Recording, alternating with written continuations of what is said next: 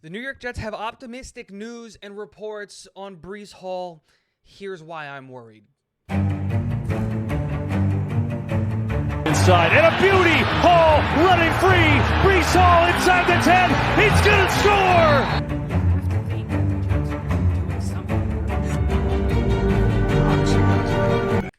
What is going on, guys? Welcome back to Talking Jets with Tigo. My name is Tigo, and today we're going to be talking about the things that Robert Saleh had to say about Breece Hall and his recovery and his timeline of recovery for the New York Jets, and why the comments that he said and the comments that he made ultimately have me worried and concerned that the New York Jets might be making a mistake with Breece Hall in his recovery.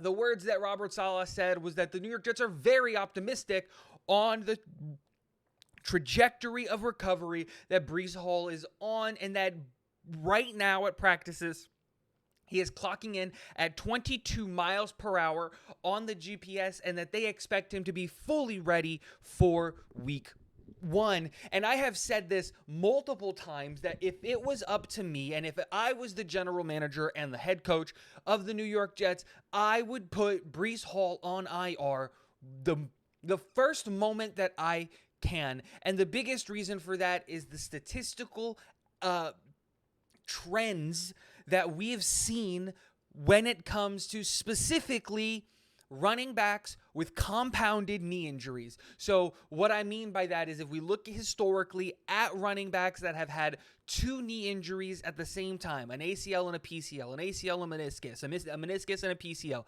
a compounding knee injury in recent history, all of those players had the same kinds of things. Oh, they're looking good. Their recovery is looking well. And they all got rushed back maybe a little bit too early from their injuries, and their game all suffered because of it. J.K. Dobbins with the Baltimore Ravens, Christian McCaffrey when he was on the Carolina Panthers, Saquon Barkley with our neighbors in New York with the New York Giants, all had compounding knee injuries, and all of them did not look anywhere near as good, as healthy, as any level of what they were in their rookie years or when they were being the superstars that we knew them for. And this is my biggest concern with Breece Hall and the New York Jets in that situation. Of course, Breece Hall is going to want to be out there week one with Aaron Rodgers as the quarterback. Of course, the New York Jets want Breece Hall out there week one, running behind a new offensive line for Aaron Rodgers in a year that is so important for us to make the playoffs and make a run for the Super Bowl and all of those things. I get all of those things.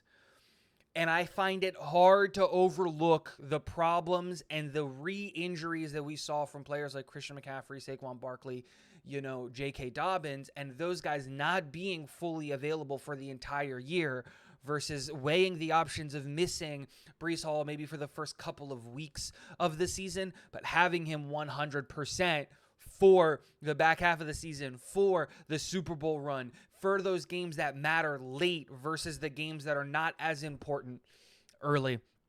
Again, I'm going to trust this medical staff. I'm going to trust Breece Hall knows what's going on with his body and hopes that he goes and gets second opinions and doesn't just inherently trust the New York Jets medical staff.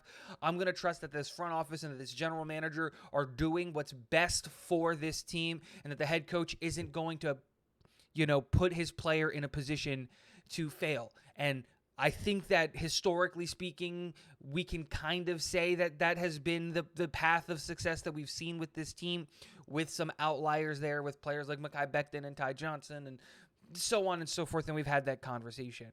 But to say that I am excited about this news, I am, but I am also very concerned. Let me know what you guys think in the comment section below. Do you look at this Breece Hall news as a positive?